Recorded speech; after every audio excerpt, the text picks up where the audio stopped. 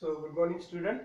In previous lecture what we have seen the definition of embedded system, its introduction of embedded system and the block diagram of embedded system. Okay. So next topic is the application of embedded system. Application of embedded system.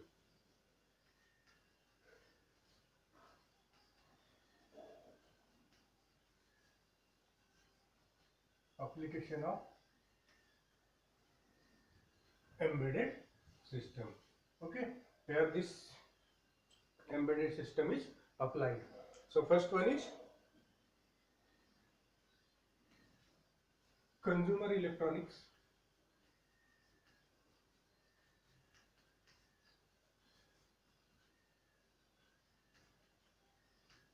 Consumer electronics. Second one is household applications.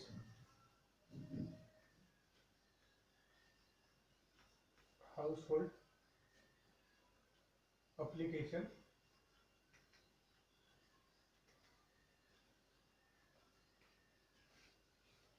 Household application. Third one is home automation and security purposes. Home automation and security purposes.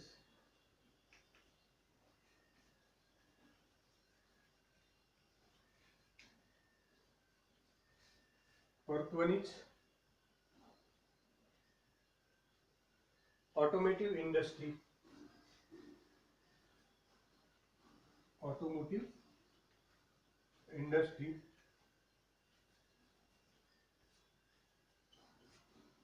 Automotive industry. Then telecom sector. Fifth one is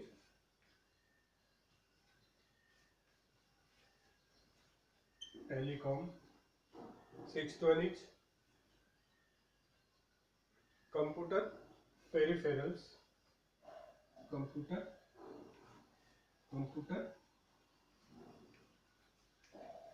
peripherals.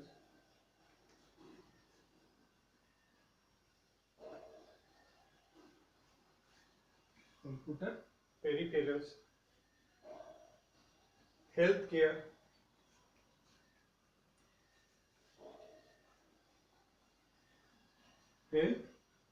Healthcare.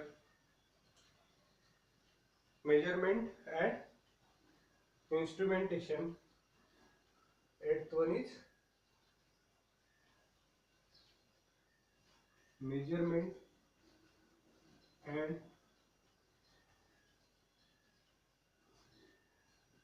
instrumentation.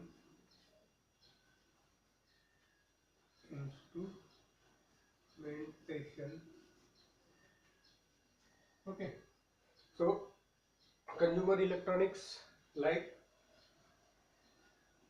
cameras, MP3 players, we are using this embedded system. Then household applications. Household applications like television, washing machines, etc. We are using this embedded system. Then home automation and security purposes like fire alarm, air conditioners, etc. We are using embedded system. Then next one is automotive industry like engine control, ignitions in car systems. We are using this embedded system. Then telecom sector, in cellular telephones we are using this embedded systems. Then computer peripherals like printers, scanners, we are using this embedded system. Then healthcare, the devices like for the ECG, electronic cardiograph, these embedded systems are used. Then measurement and instrumentation, for measurement of various quantities we are using this embedded system. Okay, then next application is ninth one. These are the 8 applications.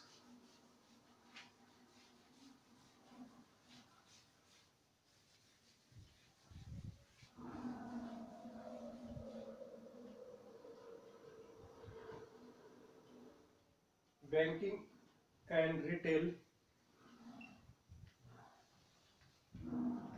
banking and retail,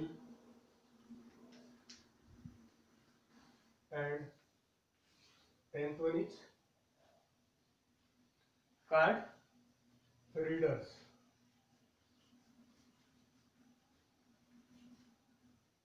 card readers, banking and retail.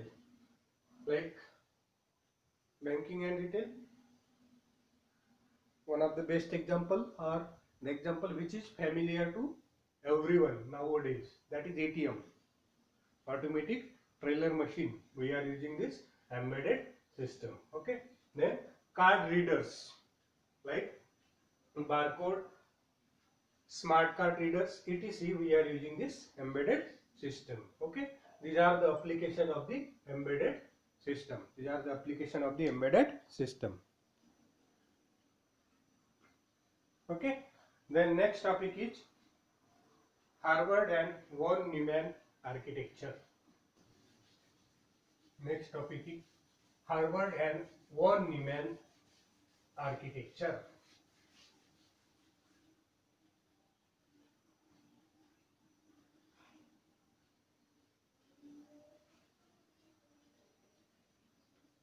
Harvard and von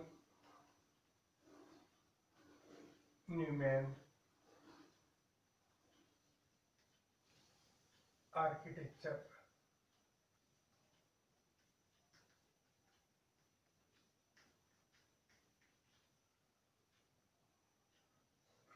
Von Neumann and Harvard and von Neumann architecture. So first of all, we see the Harvard architecture. Harvard architecture. So what happens in Harvard architecture?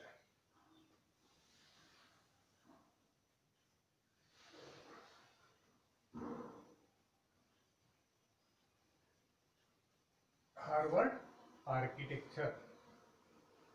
We will see the block diagram of Harvard architecture. This Harvard architecture consists of three blocks. Which are they? These are the three blocks, and we will fill the data in these blocks. Okay.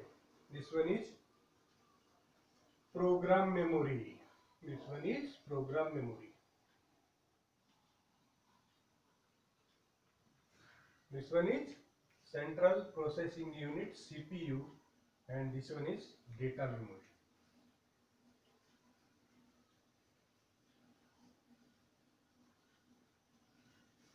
Data memory. This is the block diagram of Harvard architecture. Harvard architecture. What this arrow indicates? What this arrow indicates? It indicates that they are bidirectional. Okay, they are bidirectional. Okay, so in Harvard architecture, there is separate memory for program and data. There is separate memory for program and data. Okay, and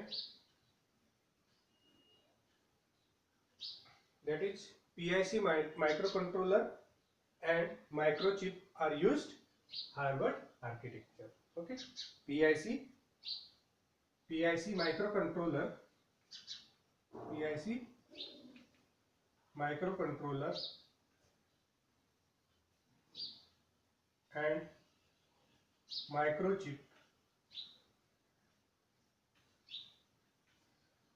PIC microcontroller and microchip uses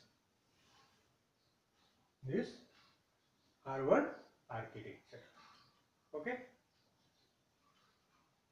then next one is von Neumann architecture. Von Neumann architecture. So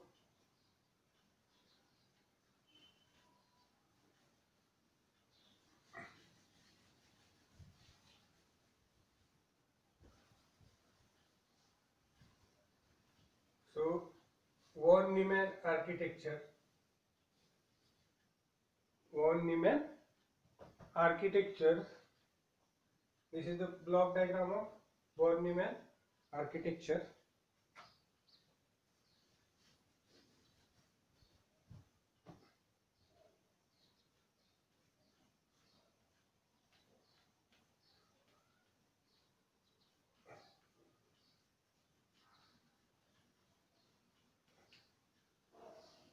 Von Neumann architecture.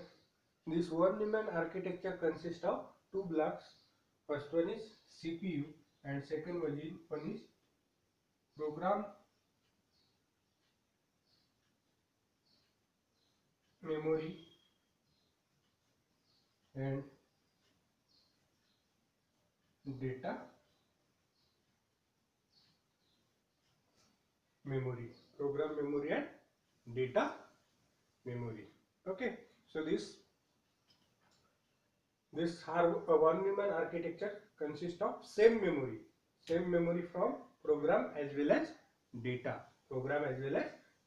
Okay, so what is the difference between main difference between von Neumann and Harvard architecture is that in Harvard architecture we are using separate memory for program and data and in von Neumann architecture we are using same memory for program and data. Okay, Motorola 60HC11. Motorola 68HC11 microcontroller used